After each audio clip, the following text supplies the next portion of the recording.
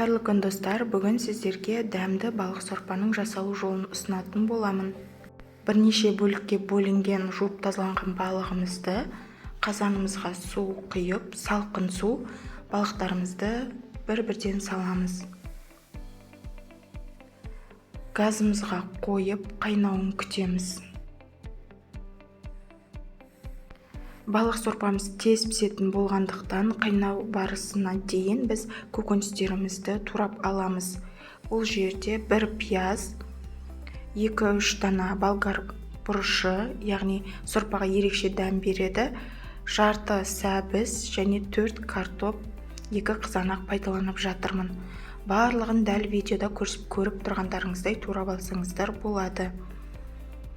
Балық сорпасы адам ағзасына өте пайдалы, әсіресе салқын тигенде, суық тигенде сорпаны дайындап ішсеңіздер, бір жағынан тәбетті ашады, екінші жағынан адам ағзасындағы сүйектердің беріктігін нығайтуға өз септігін тигізеді.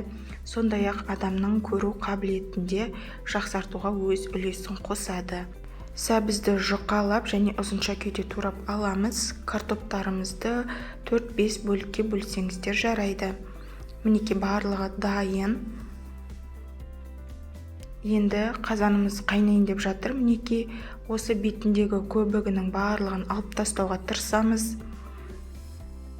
Бірдей тазалап алып, содан кейін дайын көкөністеріміздің барлығын бірден салып жібереміз. Себебі біздің балығымыз тез пісетін болғандықтан барлығы бірге баппен қайнаса, дәмі өте ерекше дәмді болып шығады.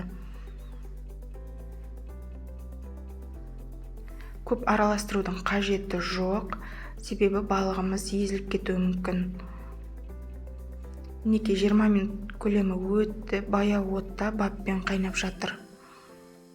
Пісуге 15 минут қалған кезде лабыр жапырағыменен түйіршіктелген қара бұрышымызды аздап саламыз. Сарымсақ қоссаңыздар да болады.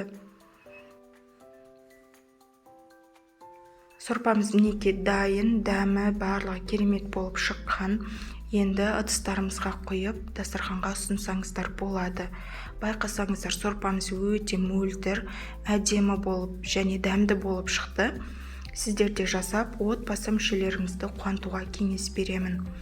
Достар, егер менің видеом ұнаған болса, арнама тіркеліп, лайк басып, пікір қалдыруды ұмытпаңыздар. Енді бетіне өзіміздің ұнататын көк шөптерімізді салып, дастарханға ұсынсаңыздар болады. Өте дәмді әрі пайдалы сорпаны сізде жасап, отбасы мүшелеріңізді қуантыңыздар.